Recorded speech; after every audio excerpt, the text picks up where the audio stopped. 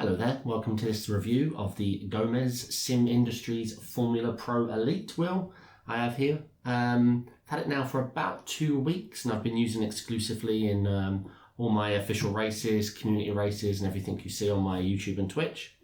Out the box, I'm willing to say I'm seriously impressed.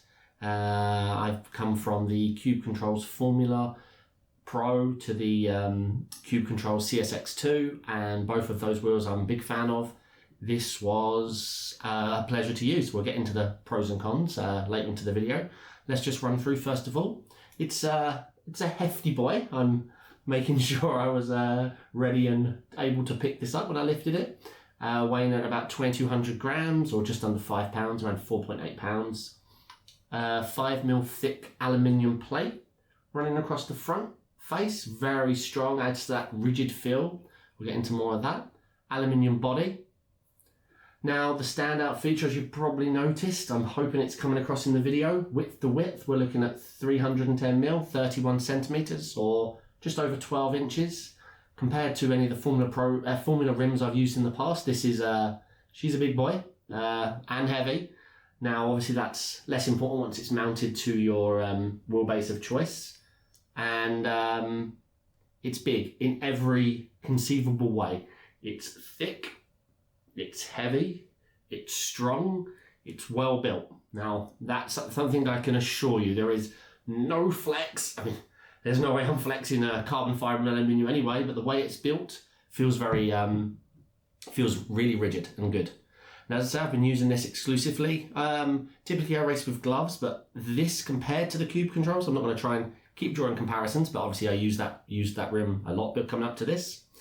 I find this easier to hold, less sweaty usage after long usage. I could go without gloves, but I'm so used to wearing gloves nowadays that gloves have become part of my my racing style. Now, the injected silicone molded grips on the side, very nice. The shape, the contour, the size of the holes where your thumb rests and your palm sits. I mean, I do have big hands, but for me, I'm a big fan of this.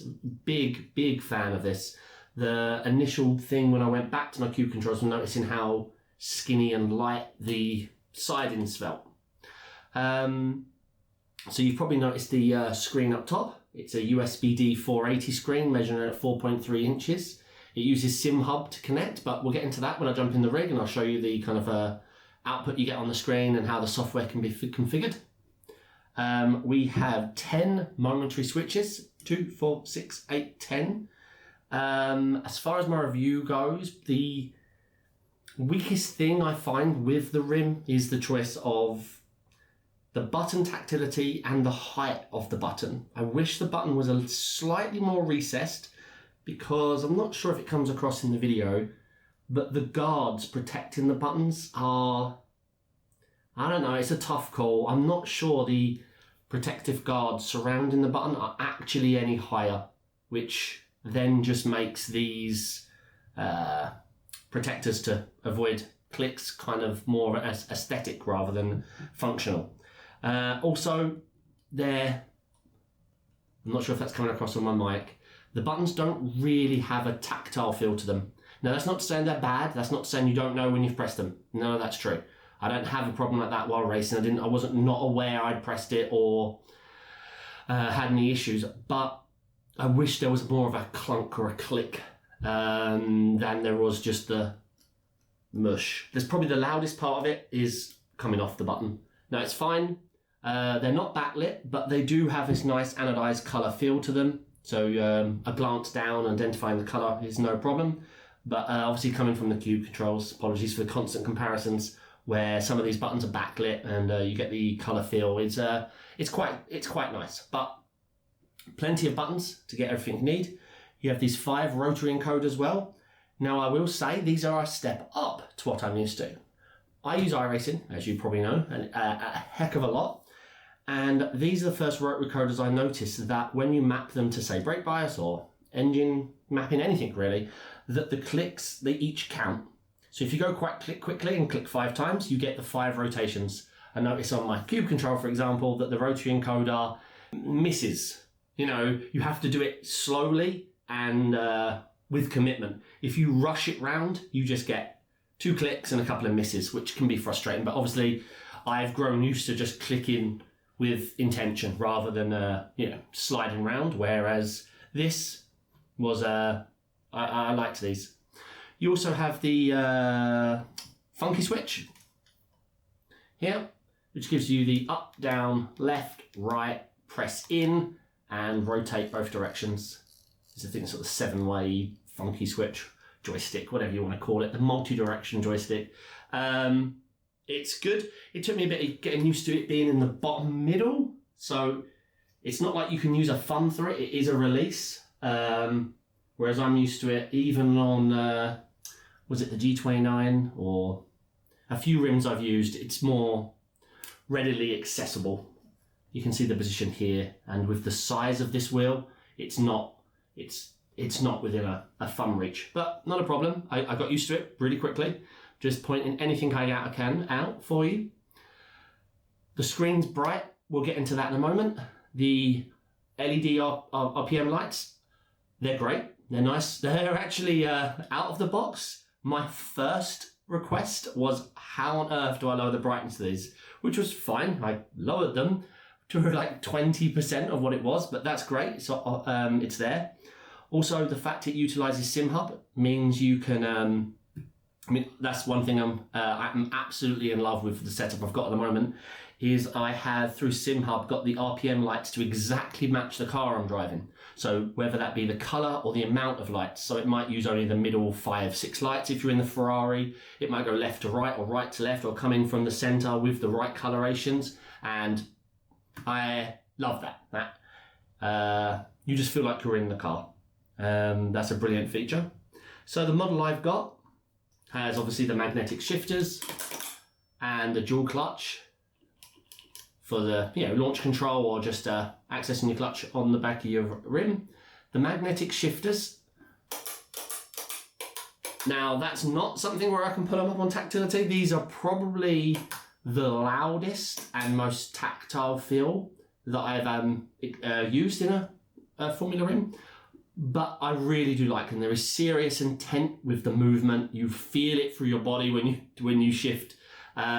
As I say, obviously, usually you're wearing the headphones or the Sims play, the engine's roaring. Really like, no accidental shifts. The magnetic pull, the release is very quick. I'm seriously impressed. I'm hoping that comes across nice in the video. Yeah, the how the dual clutch system came, I did find they're a little quite far away in distance when I first got it configured. I just found there was a little bit too far to reach, but it can be slightly adjusted, the max limit. There can be a few adjustments on the back here to suit your needs. But I will warn, if you have small hands, this rim it's pretty monstrous. I hope it's coming across. Make sure you look at some pictures. But this, it is a big boy. She's very heavy. But yeah, seriously impressed with the build quality. Seriously impressed. As far as connection, we have this nice USB direct to PC cable with a very, very well built mount. Connecting cable. So this connects in the back middle. Once she clicks in, you rotate the locking mechanism round and she locks in. Very strong, cable's very nice. It can expand, so you don't cause damage to your PC or any connecting issues. But I'm seriously impressed with the build quality there. What it connects to, sorry, not direct to your PC, connects to this little box. So from your wheel, connects into this part of this little box receiver, and then you have USB-B, I forget the square USB, and a power. So the power, AC, USB into your PC, from here to your PC, and here from your rim to here. So this acts just, it was handy actually, because before I realised it in the box, I was a bit concerned by the length of the cable, but obviously that's neither here nor there, because this is mounted behind your wheelbase, anywhere on your rig, PC to the wheel, and then your power, which is good, because other solutions where you have multiple cables coming from your PC to your rim can get a little bit messy, but nice solution, really appreciated it. As far as compatibility, The solution they've used will allow you to easily connect to your SimiCube, to AccuForce, to a Fanatec with the Podium adapter, to the Leo Bodnar, the sim steering. Pretty universal. I was immediately up to speed with how it's going to be connecting to the different wheelbases, and I like the solution they chose. I think this is the way forward, and this is what I've had my best experiences with. So I'm going to mount this up to the rig. We're going to take it for a few laps. I'll talk through the features, show you in action. I'll show you the screen, the software, and then I'll show you my screen, and we'll run for a little bit of SimHub customization so you can see exactly how it's working. Okay, I'll move over to the rig. Okay, we've jumped in the rig. First thing I want to show you, as I mentioned in the video, is the RPM lights, how it's mapped from SimHub. So as you can see, as I put the throttle down, you can see the lights color match and exactly match how many LED lights show up on the car. So green, yellow, red, and then full red flicker. Something I really appreciate. Let's just head out so you can see the screen being used. So you see the LED RPM, see the nice bright display, fully customizable. Something I'm really pleased about. The grips, as I mentioned, really nice size. I mentioned about the button tactility, but it is not a problem. You know the action's happened. It's just something I thought I should mention. So if I do pit limiter, nice warning message comes up on the screen instantly. And as I say, it's not like it's an issue. It's just something, after using so many rims, it's just something I thought I'd mention that I noticed. Great size. As I mentioned, the biggest Formula rim I've actually used before. So as you can see, as we change our brake bars, we get a little message on the screen just to let us know what we're changing it to. Really helpful. And these rotary encoders are really nice to use. All right, let's just box. Try that pit limiter out properly. Ooh, it's a sketchy pit entry there. All right, perfect. And out of sim button. Really am happy. RPM lights, my favorite thing, like a standout feature. I will switch over to the SimHub software now so you can see how it's mapped. Okay, now we're inside the sim. Let's take a quick look at the SimHub software that enables the wheel dash to display the little screen. All right, so we open SimHub, head down to Dash Studio. We can see here we have a long list of different dashes that we could bring up on our rim. Now, all of these work in the way you probably expect. Let's just show this one, for example. I hit the edit so you can see it on full screen. As you can see here, you can see your gearing, your RPM, lap times, best lap, temps, even a little track map on your wheel. So this is what SimHub's always been good at. And the Gomez rim itself utilizes the software. And they actually provided me with this dash here. It's the one I've been using the whole time. I'll bring this up. It's very pretty. Shows your pedal input, shows air temp, tach temp, position, laps, estimated lap time, current, the gearing, the RPM, your fuel, laps left, refuel amounts, ABS, brake bias. I really like this. So all you do is fire up this software, and whichever last dash you have had active, it fires it up for you. So I have that set. So you can actually view the settings of the board. Well, of the board inside the rim here are the Arduino settings. My hardware. This, you can see the Arduino board's connected, the SimHub dash. Let me see the code. So this is the board that's connected inside here. And if you head over to inside Dash Studio to the USB D480 here, enable display. This is what enables this, the display dashboard. This is where you set the one you would want active on the rim every time it's fired up. So you have, I mean, it crossed my mind a while ago that you could sit down and design each car your Satin's display that you see. But obviously, it's nice to have something normalized, something the same across the cars, unless there's a piece of information you are needing, whether that be in, for example, an LMP1 with all the deploy management, or in any of the Formula style cars that have the boost or DRS or anything like that. If there's something else you'd want to display, this allows you to quickly either add the information or create an all-in-one, or have a different dash for different cars you're using. Now, I did mention about the RPM management. So for that, we head over to Arduino RGB LEDs. Yeah, so this is something I actually they provided me.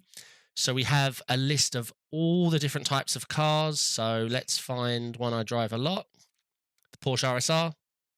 And here are the definitions of the colors, the lights, and the RPM when they come on and how they're displayed. So this is that feature that I like, that displays matching the car you're sat in. So if I could find the Corvette, if we hit test. So there you go, we're actually inside the Corvette. Flick back to the software. If we look here, the little dash here, you can see all the lights and the parameters it's meeting. So this is how it's done. Pretty seamless. I'm really happy. This is the brightness I told you about, 12%. So you can see how bright it can get from the feet. When I showed you from behind, 100% is, I mean, proper bright. When I first had it on, the room was quite dark. I fired up the room for the first time, and it's not a bad thing. Having the ability to go that bright, never a bad thing. I just wanted to run you through how seamless this was. I'm really pleased they're using SimHub. Every wheel room I've used, they use different pieces of software. But SimHub is something I've had installed on my rig PC for a very long time, whether it be for the track map or any dash information that I've been using, or I used to use a feature on my phone. So it is free. There is a donation to access some more features or whatever, but so I did that because it's a cause I look to support. But yep, that's it from everything on the software side I wanted to show you. Yeah, and now I'll head over for my conclusion. Okay, so in conclusion, the Gomez Formula Pro Elite is very easy to recommend. It's strong, it's well built, it's aesthetically pleasing. The grips and the shifters are the best I've used of any wheel rim. The rotary encoders are hugely reliable, something I've grown to really love on this wheel rim.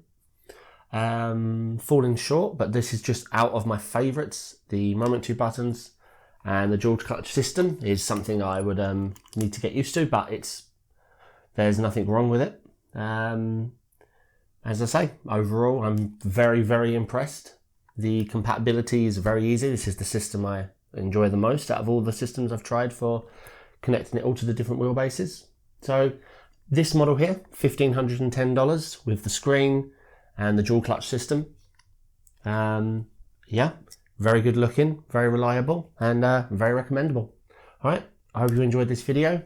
Let me know down in the comments if you own this wheel rim, what you think of the review, and I look forward to reading them and getting back to you. All right, thank you very much.